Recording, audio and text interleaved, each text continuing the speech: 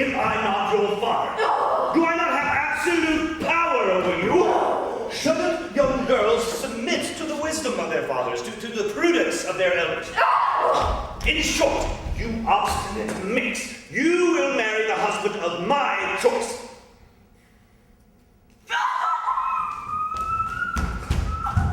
Anselmo is a formidable man. He has many admirable qualities. But he's smelly. He has an earthy appeal. He's old. Just a charming drowsiness. I don't love him. Don't change the subject. We're talking about marriage here. A man worth 1,000 gold pieces deserves all of your affection. But you know my unchangeable devotion to Leander.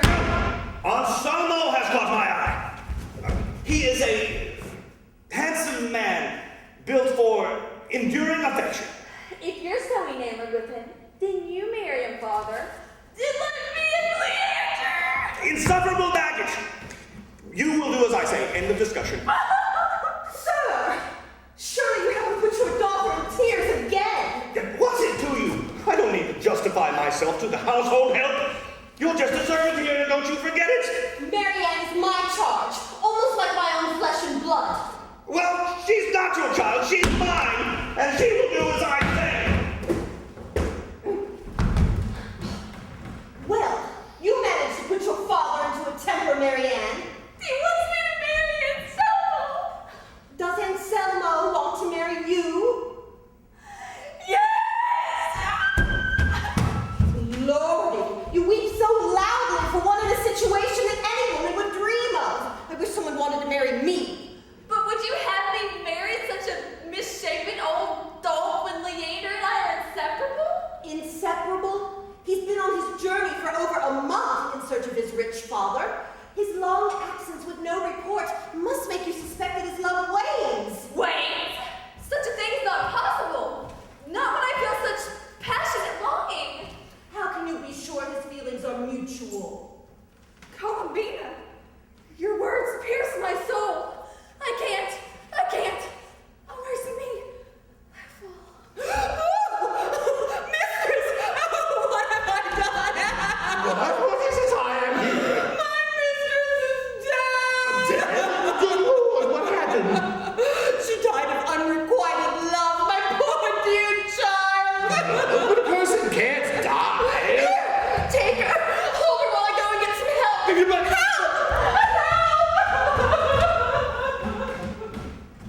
hello, are you dead? Well, this is awkward. She's light as a feather.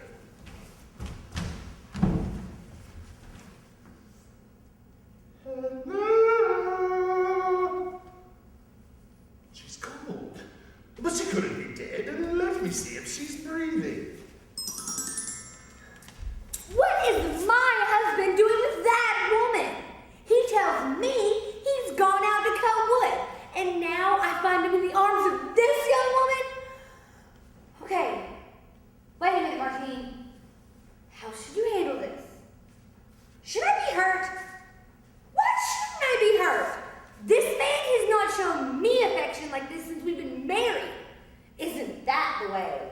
Passion before marriage, servitude after. No, not her. Rage is what I feel. But how shall I take my revenge? Yes, there is breath there, not dead, but in a state of death. How powerful appearances are, how deceiving. Greetings, my worthless husband. Martine! This is your version of cutting wood? I- So this is why you've gone strangely cold to me. Not at all! I thought she was dead, but no, she breathes. I'm not dead at all. Who is she? I don't know. You seem to be most familiar with her. But I've never seen her before. You wouldn't even try to think of a good lie. Okay, I'll try to think of a good line.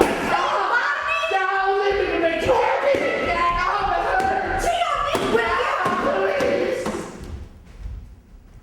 Try to avoid feigning. It seems that you miss all the excitement. Mistress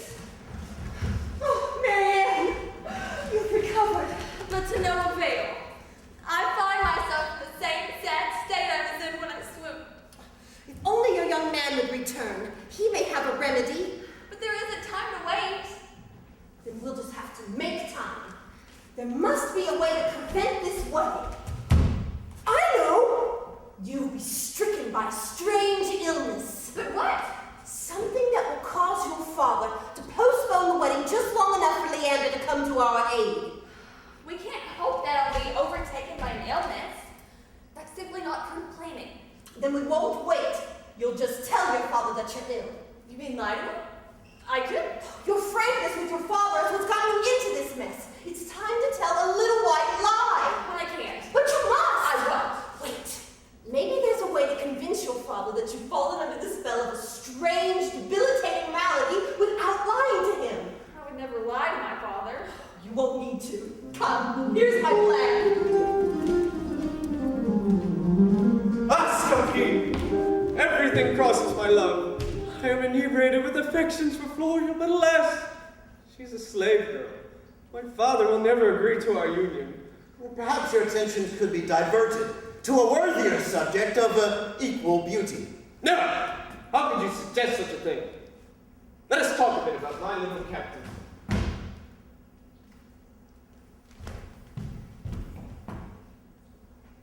True, Floria is a slave girl to Anselmo. But for my part, in her conversation as well as in her countenance, I see evidence of a noble birth. I believe heaven has concealed a lofty origin within such a lowly station. Does this slave girl return your affections? We have exchanged such significant glances. Has she told you she loves you? How could she?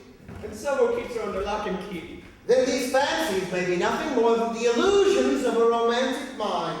She will be mine. Have you considered her father? Have you considered your father? You know his temper. He presently has an agreement with Anselmo, and not only to present your sister to him as his bride, but also to arrange marriage between you and Anselmo's daughter, Hippolyta. Should Gerard learn that you reject his choice, and that you entertain his passion for a common slave girl, heaven knows what a storm will burst forth. I don't need your advice. I need your help. Your cleverness has gotten me out of many scrapes. Only to get me into worse scrapes. You know my predilection towards bad luck. A factor that keeps my cleverness busy at all times. Let us make haste, noble sir. Ransack your brain for the speediest means to secure me possession of Floria. Plan any tricks, rogueries, or inventions to alleviate my frustrations.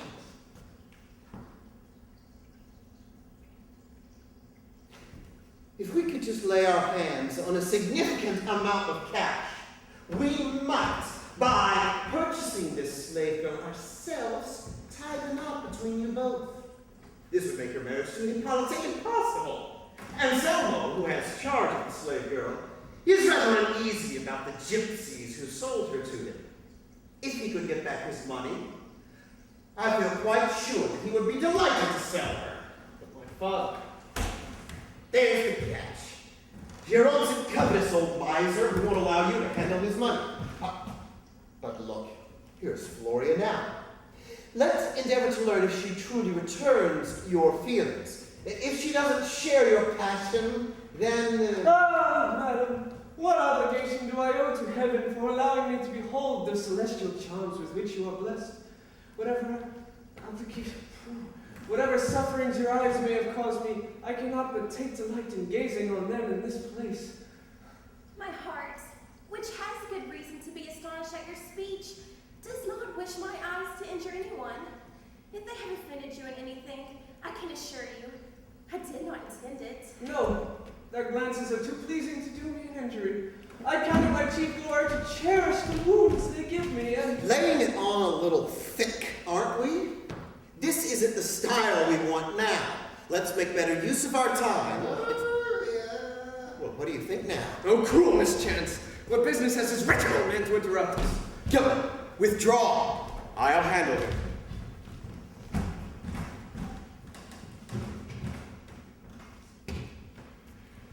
What are you doing out of doors? I have forbidden to speak to anyone. I was having word with this gentleman. You have no occasion to be suspicious of him. Monsieur Anselmo, I am wholly yours. It gives me extreme pleasure to have this opportunity to pay my most humble respects to a gentleman who is highly spoken of. Ah, you are a servant to my good friend and neighbor Geraint, are you not? That is correct. Perhaps I am troublesome, but I have heard of the great skill this young lady possesses in predicting the future. I wish to consult with her about a certain affair. What? Do you dabble in the black art? No, sir. My skills lies entirely in the white. What are your wishes, good sir? The case is this. The young man you just saw me with, a good friend of mine, languishes for a fair lady who has captured his heart.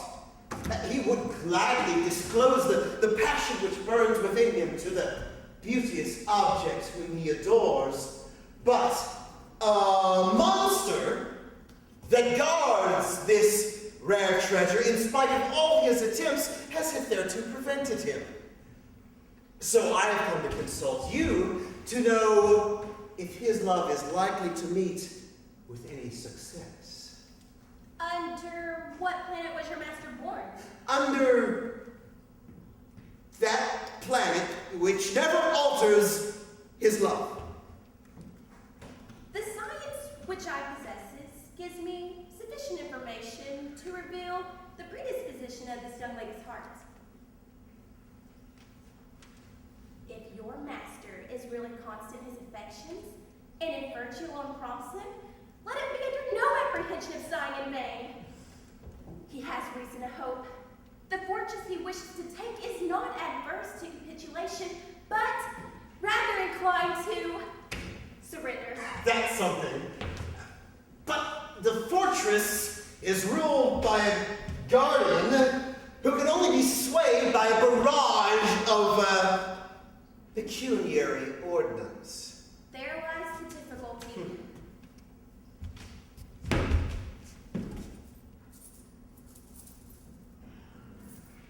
I believe I just may have discovered the remedy for just such a difficulty. My regards, good woman.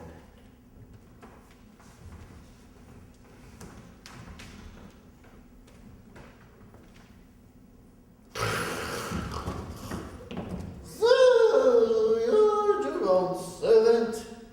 You must be familiar with the arrangement between us to unite both families in blessed matrimony. Ah, yes, a double wedding. Tell me, have you heard young Marianne speak of me? Speak of you. Why, yes. Yes, of course. Does she speak of the differences in our ages? Only in the most flattering terms. In flattering terms, you say? Most flattering. Give me details. Why, she is, passionately fond of you. Only fond? But passionately fond. What have you heard her say? It's not so much her words as her demeanor. A pleasant demeanor. Oh no, a demeanor most tragic. Tragic. Surely not tragic. You must tell me. Is it possible that her pending marriage to me has put her into a melancholy state? Only because her love for you causes her to be melancholy when you are apart. She is sad because she can't be with me. The poor thing is nearly dying with love. She's that miserable. You have made me very happy. My dear Anselmo, she cries every minute. When will marriage unite our two hearts? When will you vouchsafe to extinguish my flames? me handsome?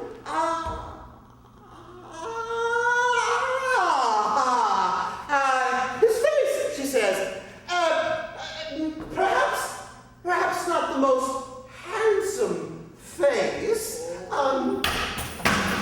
But noble. Yes, noble, she says. Oh, to be wife to a man of such noble and distinguished countenance. Why, this is every young woman's dream. She said that? Yes. But did she mean it? Oh, did she mean it? Young girls are such dissemblers. Come, be my secret envoy. Listen not only to the words she says, but work to determine the true motivation behind her words. Easy enough. Go, report to me tomorrow. Done. Wait!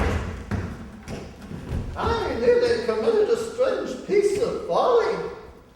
I wouldn't have you accuse me of neglect. You bring good tidings. I engage you to assist me in serving my passion. And I do not give you the smallest fee to reward your zeal. Here, learn me. Oh, pray don't. Please, permit me to write this. I won't indeed. I do not act thus for the sake of money. Of course you don't, Mark. No, sir, I will not. I am a man of honor. This does more to offend me than benefit my livelihood. Well then, for the sake of your honor. For the sake of my honor. Well, my confidant. Who dropped their money bag? Oh heavens, I dropped it, and might have afterwards believed somebody had picked my pocket. I am very much obliged to you for your kindness. I shall go in this minute and put it in a place of safety.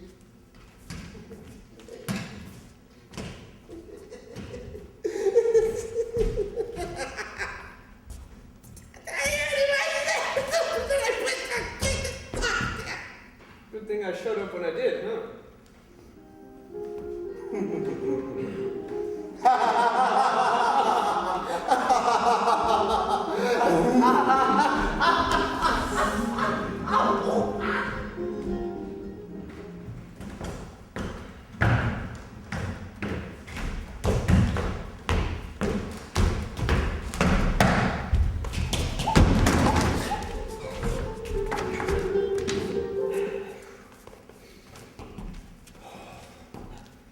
Listen up!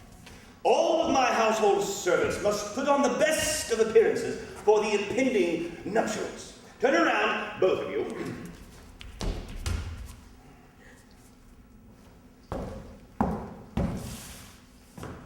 You.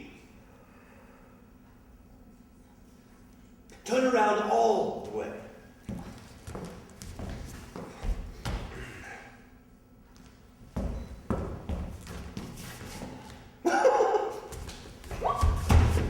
Oh, sir, I know not how to tell you. Tell me what?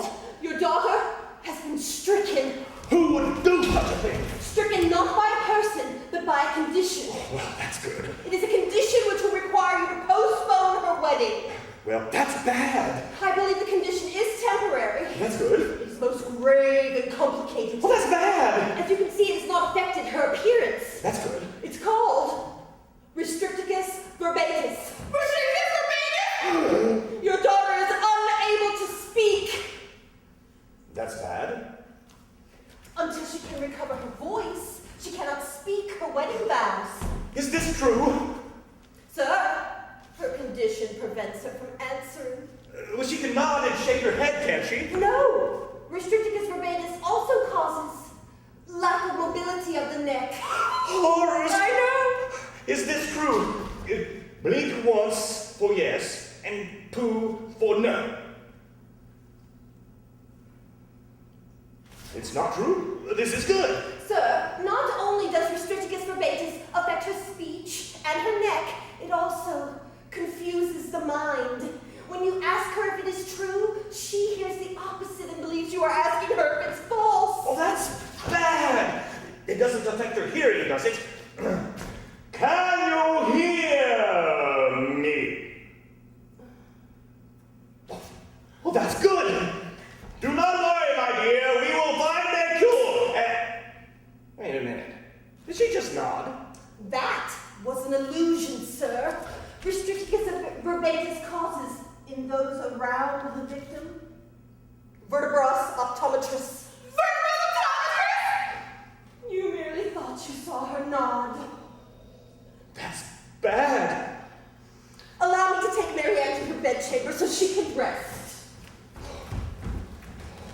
Doreen. Donette.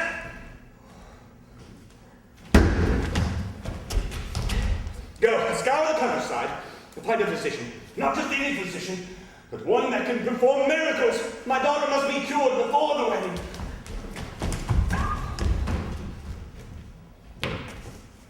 Scapine!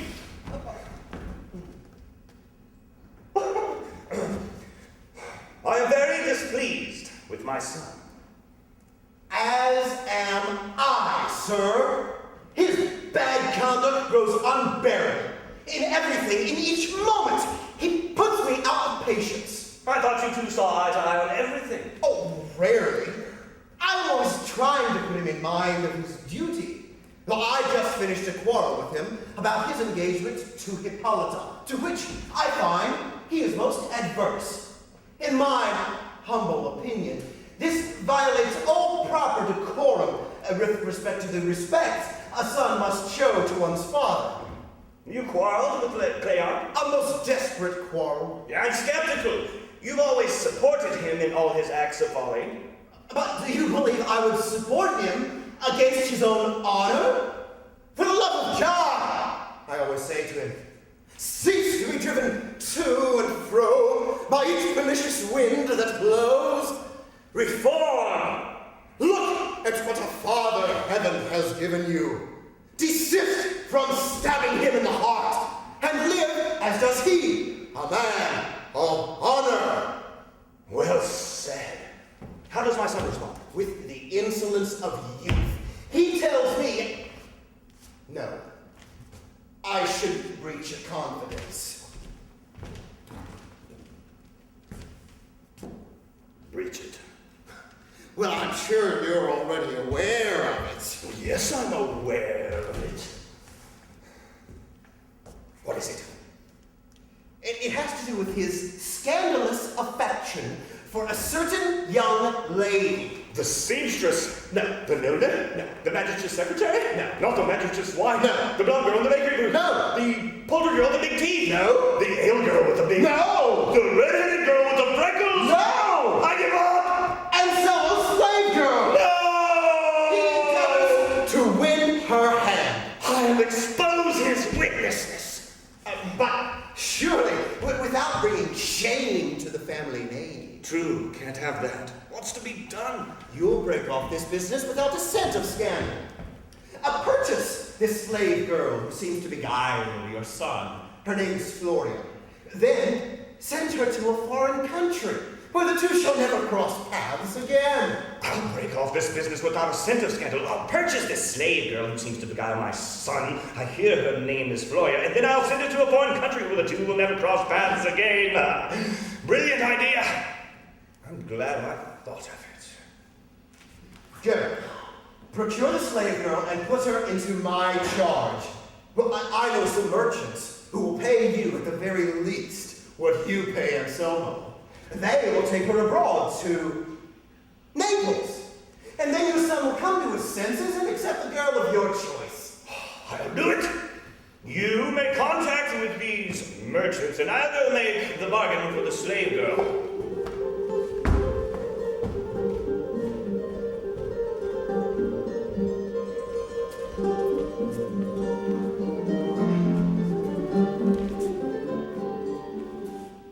Where is that scoundrel of a husband? A woodcutter by vocation, a swiller of alcohol by avocation, and a chaser of skirts for diversion. Bad combination in a husband, if you ask me.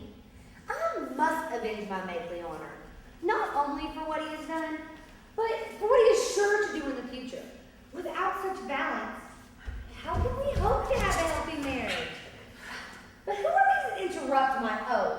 Hell's bells, isn't it bad enough that we're expected to cook and clean, but now we're given in charge of locating a doctor? And one who may actually cure someone, if such a thing is possible. The Georgia within Selmo's house, a man of conspicuous wealth, would surely be better for us than a union between our young mistress and this Leander, who only claims to be the descendant of a wealthy traveler.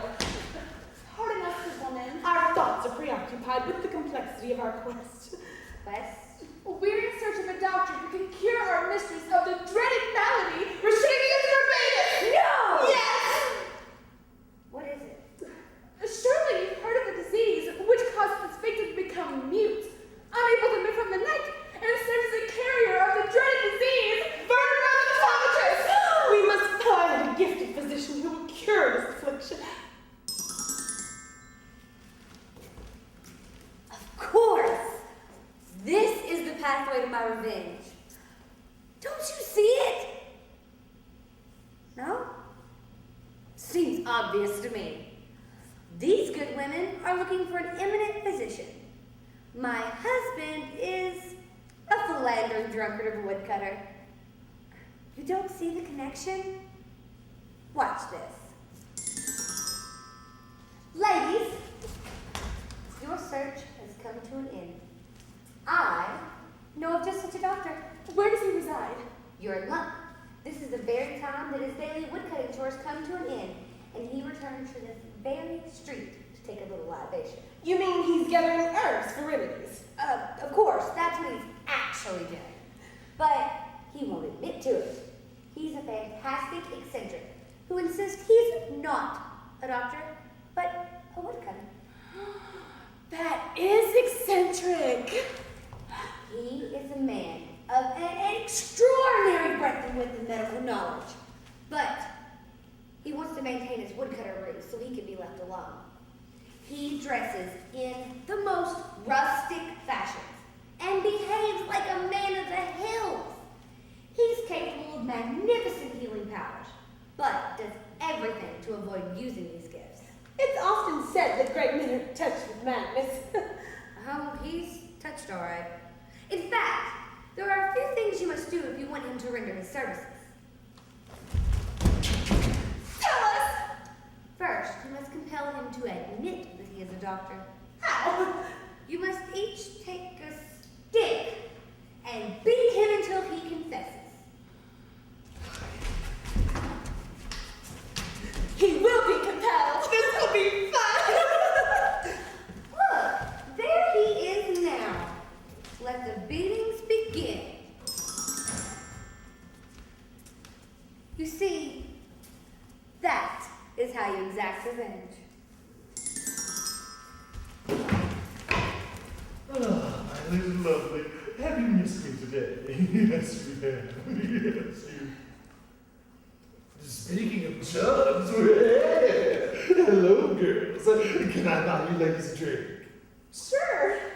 Please, have a seat at my table.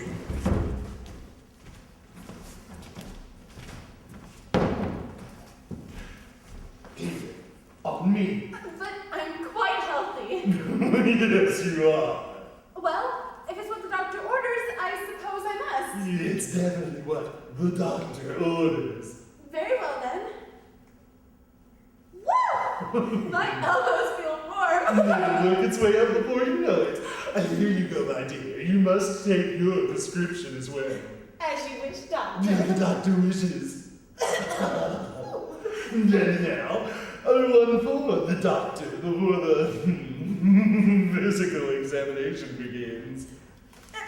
It's time to get down to business, doctor.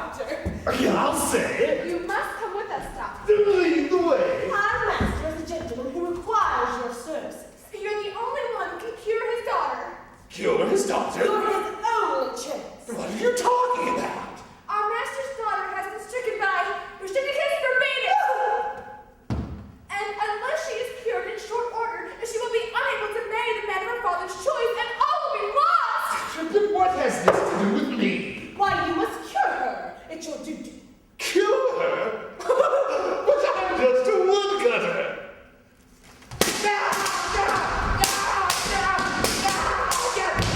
So, this is what you girls are into.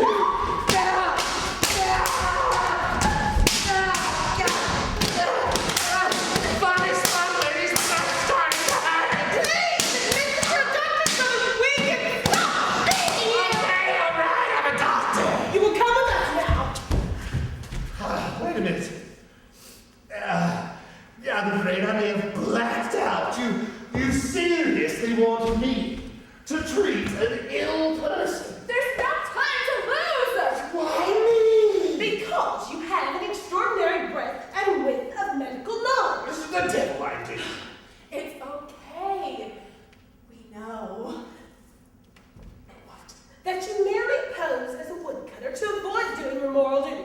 Shame on you! What more duty? As a physician! But I'm no physician. Doctor, don't deny it. Do not, I beg you, force us into unpleasant extremities. You can engage in any sort of unpleasant extremities you like. I am not a doctor.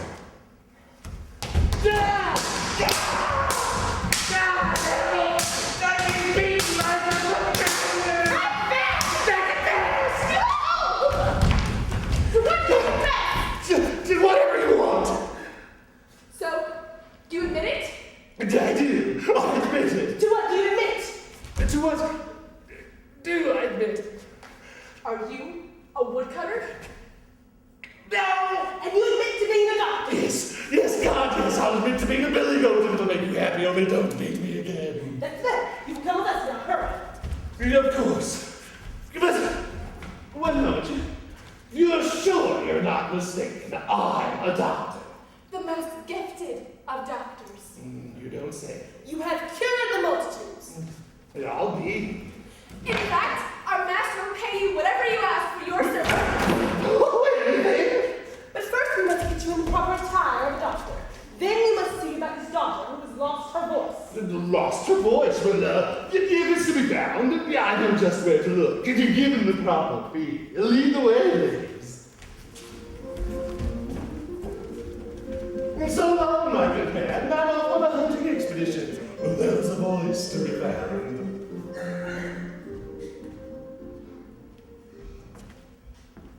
Well, things are working out better than I anticipated. Charlotte has gone to purchase the slave girl, and in this place will rendezvous with me to put her into my possession. I've sent my young master to an outing in another part of town, where his unlucky bent won't foil this exchange. Curses! I speak too soon. Here's the dolt now. Could you not follow my simple instructions? I'm in the process of securing your happiness, and you stumble in here like a drunken shepherd, ready to spoil everything. Spoil everything. If not for my alert eye and clever maneuvering, I would have lost Floria altogether, no thanks to you. I ventured out to the fair, as you suggested. On my way there, good fortune led me to overhear a conversation between my father and one of his confidants about a clever scheme he was employing to teach his unworthy son a lesson. It seems some traitor told my father of my feelings for Floria, and he was on his way to purchase her and send her overseas. Please tell me you didn't interfere. Thinking quickly on my feet, I rushed to Anselmo in the alehouse. There I informed him that a most wealthy and anonymous traveler was to purchase Floria for twice the amount than that which he bought. Not again. After I gave Anselmo the news, I hid in a barrel outside the alehouse to spy his conversation with my father. When father arrived to purchase Floria, Anselmo's asking price was much higher than he was ready to pay. When Anselmo informed father that she was to be purchased by a foreigner, my father obviously believed his plan would be fulfilled without expense, and happily parted friends with Anselmo.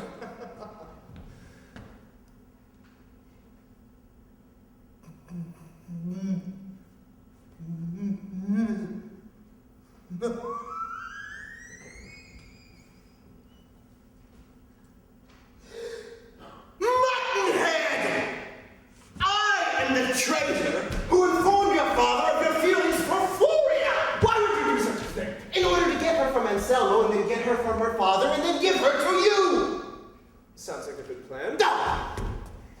Now your father knows of your affections for the slave girl. With us no nearer to having her in our possession. You blunderer! You're beyond my help. But on my way here, I found this on the ground behind Anselmo's house. A mislaid letter. It may make our situation a little less grave. At least now I know I have an ally to my cause.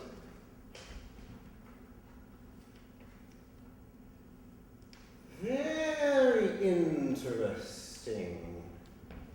Yes, this may give us a chance. But how to use this information? Why am I asking you? You, go to the fair, as I told you before, and stay there until I send for you. Let me think on this and see what my mind can do to use it to our advantage.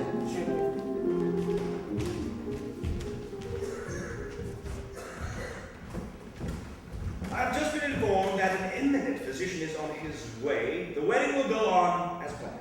Upon my word, sir, your daughter doesn't need a physician. The best medicine to give her would, in my opinion, be a handsome, strapping husband for whom she could have genuine affection. Like this Leander. My mind is already made up. Leander would make a more suitable match. And he has prospects. He's gone to find his lost father who's rich.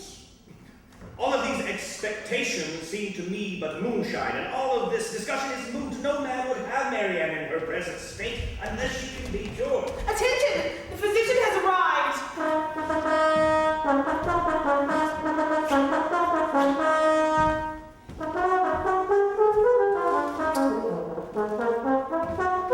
Sir, it is an honor that a man of your notoriety would pay a call to my household. We have very great need of you. Doctor, having heard of the marvelous things of which you are capable, To whom are you speaking? To you. But I'm not a doctor. You're not a doctor. Indeed, I am not.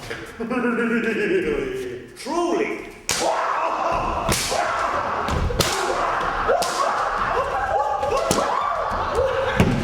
What another kind of physician have you brought me? Very eccentric, a funny sort. Funny, he's a real comedian, all right. I'll send him packing next time he... Sir, I beg your pardon for the liberty I have taken. I am your humble servant, sir. I am sorry. It is nothing. For the counseling, No harm done. which I have had the honor. Say no more about it. Sir, I have a daughter who is suffering from a strange complaint. I am delighted. Not delighted that she's ill, delighted that your daughter has need of my medical acumen, of my, you know what I mean. I'm much obliged to you, Doctor. Let us retire inside to discuss your fee. My daughter will be here directly.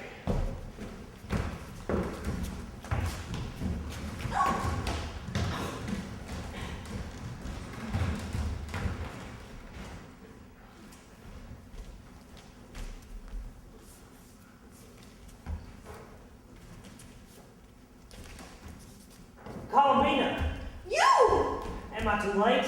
Is she married? Take heart, Leander. She's unwed, but we've no time to waste.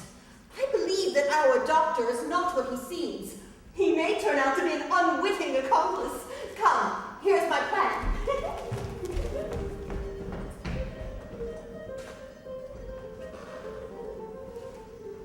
Alas, is there anyone more wretched than I? Here I am, the mistress of the house, and yet my lot is no different than a household slave. Trapped neither within the confines of these walls nor within the bonds of slavery, but strapped to the will of another. Hippolyta! Errant rogue, how dare you spy on me? Be kind, young lady. I may be able to help you. You, from the house of Geronte. Nothing but pain and misery could fly from that over.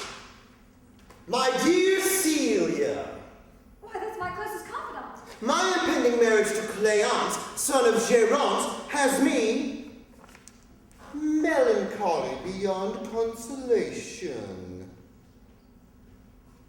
Where did you get that letter? You are the only one who knows of my feelings for my true love, Leander. If only I could live in a world where Leander loved only me. Oh, what I would give to be carried away to Naples, where I have learned that my true love has traveled. You vagrant rat!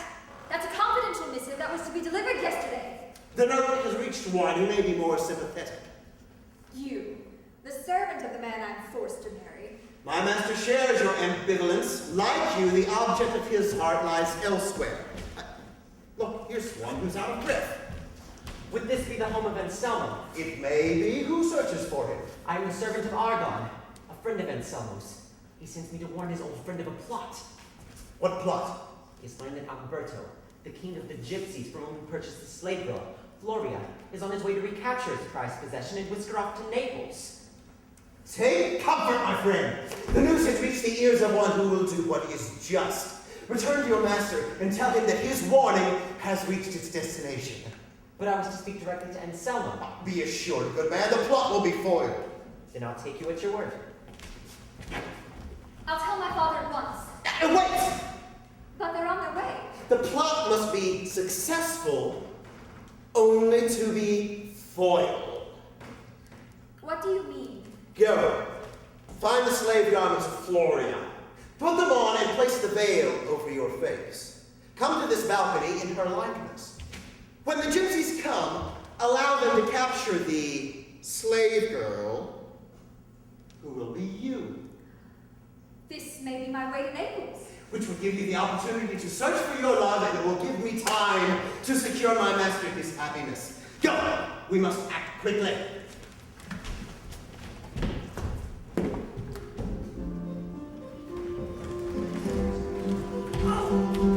Here's my daughter. Is this the patient? Yes, I have one more daughter, and I would never get over it if she were to die. Oh, there'll be no dying here. Not without a doctor's prescription. A chair here.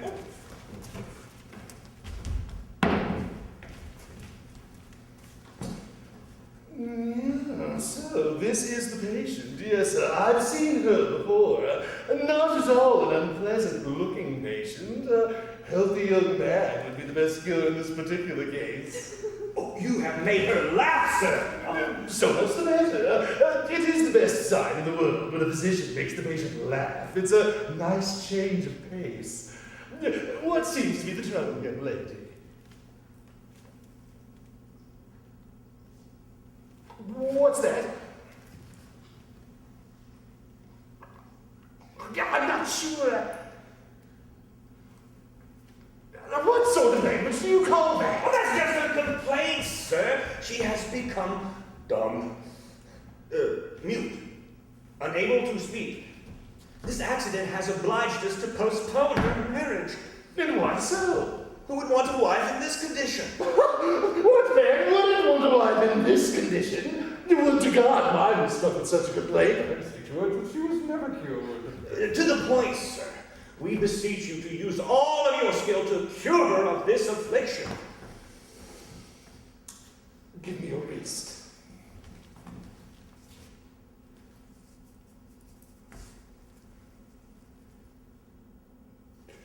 Her pulse tells me that your daughter is mute. In medical terms, that means that she is unable to speak. Brilliant! And you found it out at the first touch. We great physicians know such matters at once. A charlatan would have told you it's this, that, or the other, but I hit the nail on the head from the very first, and I tell you that your daughter is dumb. But I should like you to tell me the reason for the illness.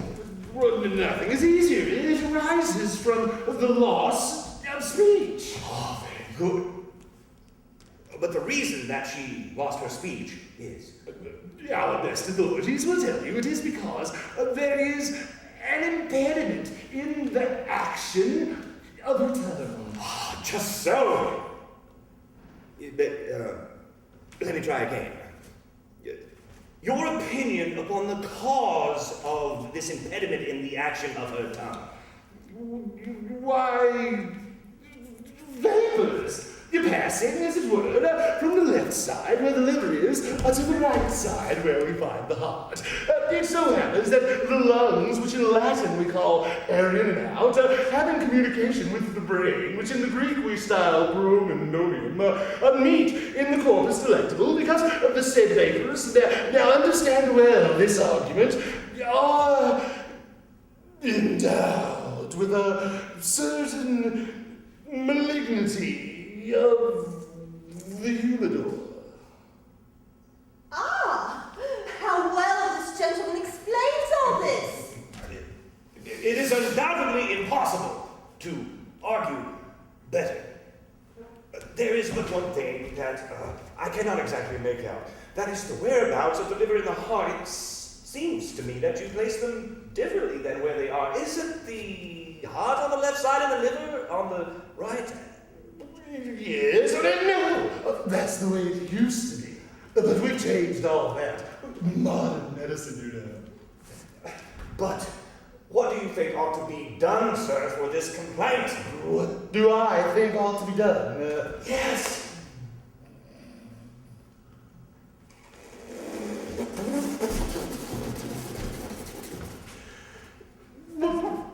My advice is to go to bed and to give her as a remedy plenty of bread, soaked in wine.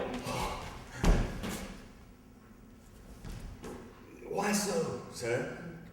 Because there is in bread and wine mixed together a sympathetic virtue which produces speech. Why, this is seen in... they give nothing else to parrots, and that is how parrots learn to speak, is it not? Parrots! That's true!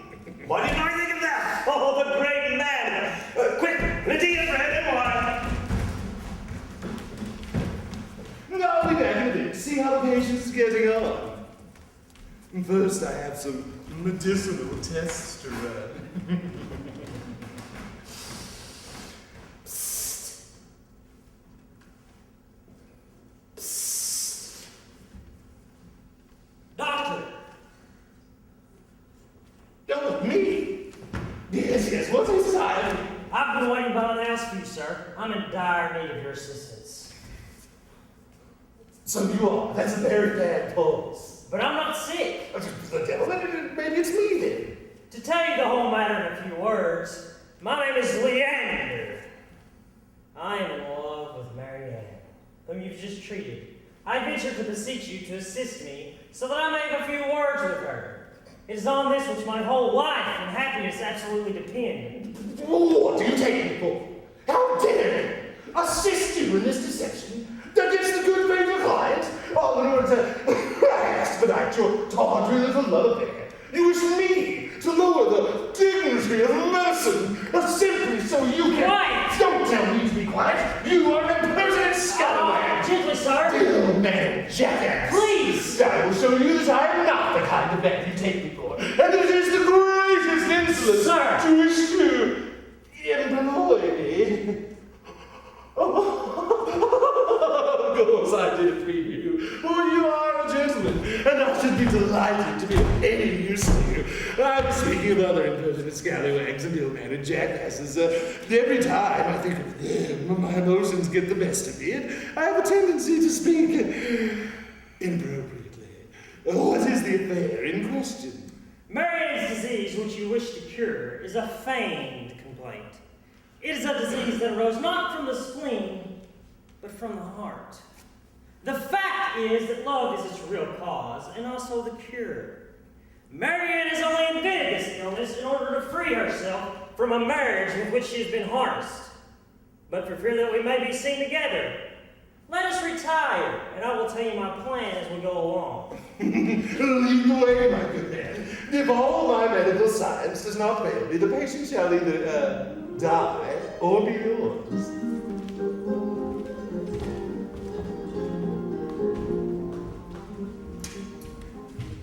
Hippolyta, is that you? Scappy, Are you ready?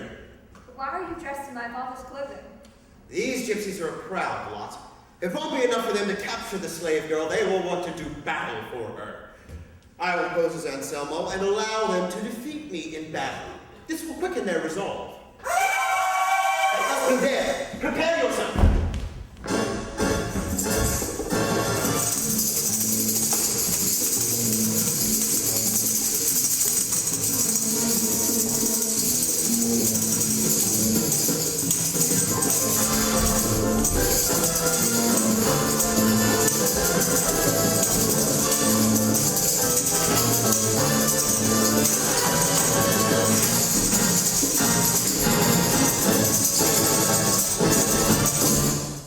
This is the place. And there is our little Floria. What's going on here? Where's everybody going? You can't just run away! Aw. My band may be faint-hearted, senor, but not I. I am Alberto, king of the gypsies, and I have come for this beautiful young slave girl. She is a ravishing creature, and she will soar with me to Naples like an angel on a cloud. There she will be returned to the bosom of comfort and to the heart of a loving home. Oh, that's so romantic. But come, my little turtle dove, though I am unworthy to touch you, I shall carry you like the warm current brings back the fallen leaf to the mighty oak. I'm all yours. Leave her be, Alberto! You stay out of this. Draw, you scurvy gypsy! If we must battle, then we must battle to the death. Unless I get carried away. To the death, I say! I didn't really mean scurvy. Oh, look at that, disarmed. Oh my, it looks like the slave girl is yours. Oh! Oh! Give me Alberto, king of the gypsies, and what's wrong with him? Swear not to know to me in his native Orthodox tongue. He says, I am a lonely creature. This is a quick and brutal death. No, He says he has heard of the 1 million dead balloons on my ship, and he plans to seize them from me.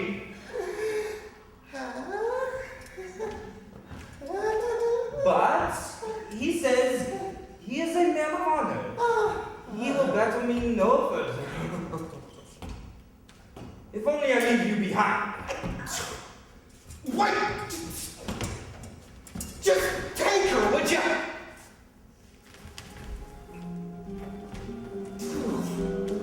Oh.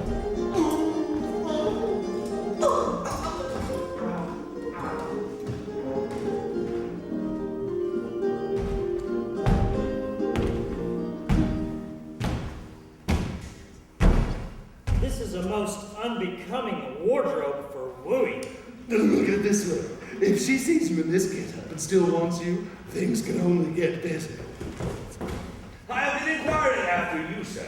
Monsieur Durand, how is the patient? Somewhat worse since your remedy. So much the better. It shows that the remedy has taken effect. Yes, but as it's taking effect, I'm afraid it may kill her. Not to worry. If she dies, I have some remedies for that as well. Who is this man with you? He is the apothecary. Your daughter will want him. Here is your daughter, sir. We're out for a little stroll. That will do her some good, but I have something better. Go to her, Mr. Apothecary, and feel her pulse, and I will consult with you presently about her complaint. Yes, sir. It is a great and subtle question among physicians to know whether women or men are more easily cured. I pray you to listen to this, please. Some say no, others say yes. I say both yes and no, inasmuch as the incongruity of the opaque humors. Pay attention to this, please, which are found in the natural temperament of women, causes the brutal parts to struggle with mastery over the sensitive. No, my heart is you! Look! My daughter speaks! Oh, great virtue of remedy! Oh, excellent physician! How deeply am I obliged to you, sir, for this marvelous cure! I can never repay you for what you've done. No, I think you can. Yes, Father. I've recovered my speech. But I've recovered it to tell you that I will never have any other husband than Leander. And that it is in vain for you wish to give me to Anselmo. But- nothing will shake my resolution. What? And all of your fine arguments will be in vain. All of your talking will be of no use. I- Because I've made up my mind about the matter. You- No parental authority can compel me to marry against my will. Now listen- You may try as much as you like, but my heart cannot submit to this tyranny. What the- I will sooner go to a convent than marry a man. But- No, by no means. It is of no use. You'll only waste your time in arguing with me. Because no matter what you say, no matter what argument you proffer, I shall not deny my heart simply to please my father. I am fully determined to marry the man I love and not another. I beseech you, sir, can you please make her dumb again? Yeah, I'm afraid that's impossible, but I can make you deaf if you'd like. Now look, young lady. No, all of your reasoning will not have the slightest effect upon me. But I am your father. Stop, for heaven's sake, stop. Let me doctor this matter. It's the disease that's got hold of her, and I know the remedy to apply to it. Is it possible to cure her of this obstinacy? I have remedies for everything, and our apothecary will serve us in the cure. A word with you. You perceive that her passion she has for this Leander is altogether against the wishes of the father. There is no time to lose. It has become necessary to find speedily a remedy for this complaint. Yes, myself, I see which one, which is a dose of purgative flight, extractus runawayus dominus, mixed, as it should be, with 2 tablespoons of matrimonium. Go, while I confer here with her father, but above all, lose not a moment. Apply the remedy. Quick, Seth, go! What drugs are those that you just mentioned, sir? It seems to me that I've never heard of them before. They are drugs which are used only in urgent cases. Did you ever see such insolence as hers? Your daughters are a bit headstrong at times. You would not believe how she is infatuated with this Leander. The heat of the blood produces those things in young people. As for me, the moment that I discovered the violence of this passion, I took care to keep my daughter under lock and key. You have acted wisely. I believe that she would have actually run away with him if given a fraction of a chance. No! I was informed that he took every means to have conference with her. Oh, the rascal. And I will eventually prevent him from seeing her. You're no fool. He'll be trapped by his own ignorance. Sir, an injustice has been done to your house. Your daughter has fled with Leander. He was posing as this doctor's apothecary. This so-called physician has performed a nice operation on you, my honored master. What? To betray me in this manner? Quick! Fetch a policeman and take care that this scoundrel does not get away! Oh, villain! I will see that you are punished to the full extent of the law! I will have you hung!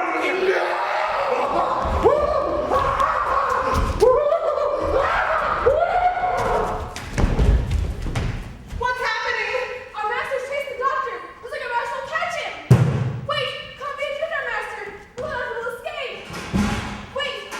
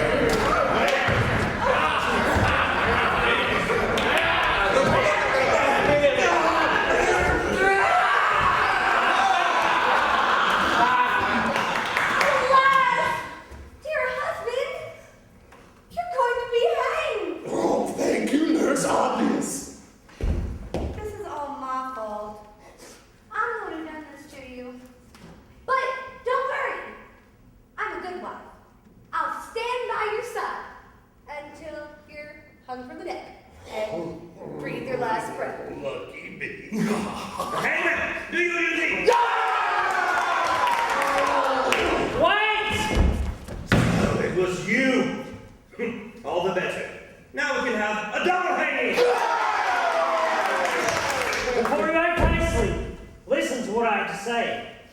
I am not who I seem to be. I bring with me this letter with the seal of the rightful Duke of Naples. And in this letter is proof that I am the son of Zenobia Roberti. Very careful of what you say, young man. I am very familiar with the man of whom you speak. And I am most familiar with this man as well. I too am now familiar with him. It is all here in this letter with the rightful seal of the Duke of Naples. You all know Zenobia Roberti as a man who led the rebellion in favor of the rightful Duke of Naples.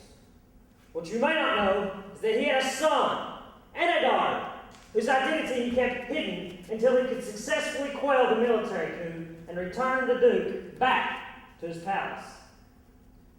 Unfortunately, my father had to flee Naples when my sister and I were still quite young. He left us in care of Ramona, a wise gypsy woman. After many years, Ramona learned of my father's hidden location, here in this town, and sent both my sister and I by ship to be reunited with my father. As fate would have it, the ship was destroyed at sea. And in the shipwreck, I lost my dear sister. Aww. But I survived the devastation and was washed upon the Mediterranean shore. As a young man, I was raised by an old couple. When I grew old enough to travel on my own, I ventured out until I finally came to this town. However, I was unable to find my father and surmised that he must have returned to Naples. I prepared for my own return, but was delayed by the dazzling beauty of this precious jewel. I sought and won her heart.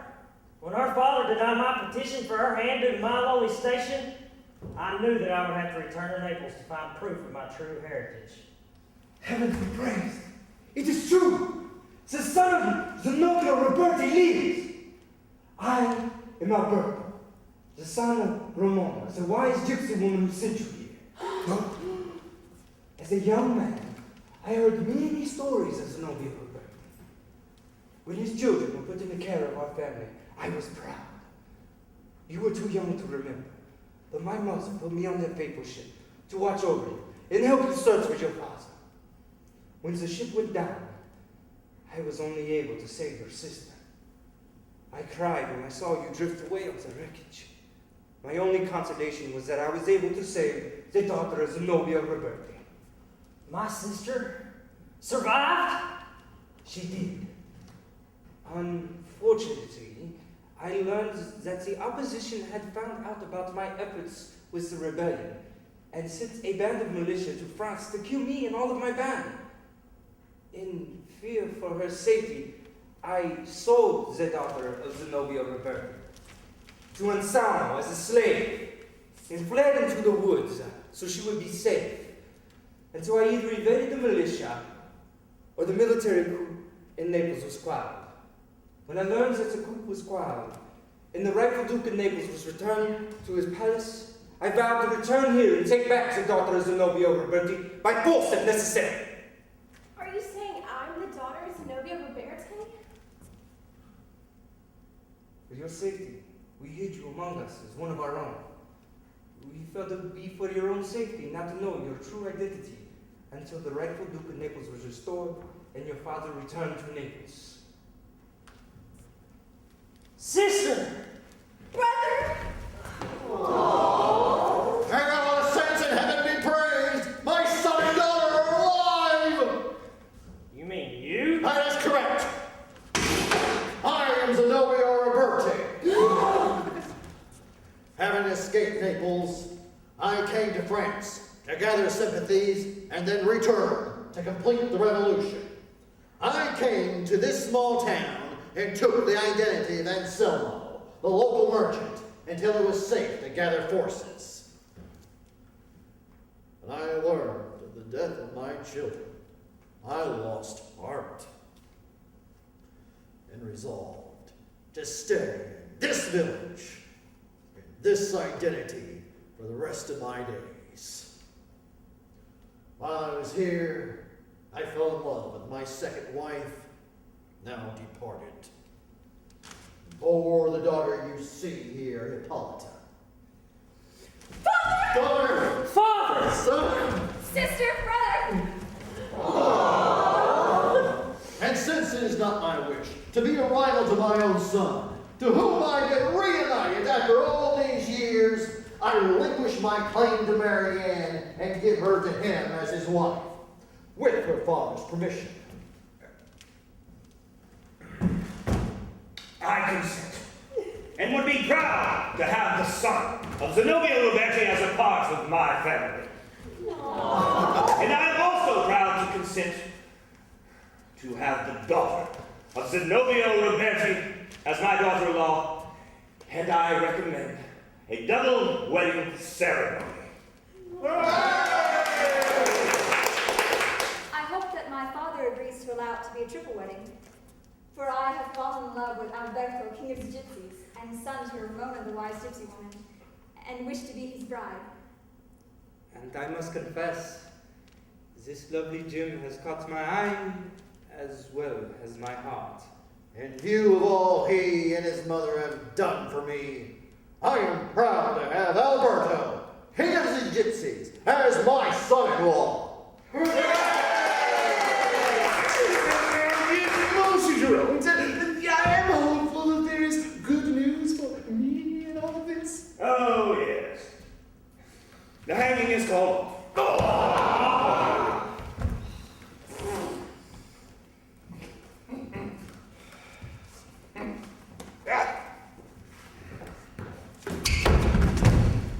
Since you are not going to be hanged, you can thank me for being a doctor. Yes, I can also thank you for the sound beatings I received. The result has proven too happy to harbor any resentment. Be it so. I forgive you the blows I received on account of the dignity to which you have elevated me. But treat me with great respect in the future. You are in the presence of a gifted physician who can cure all.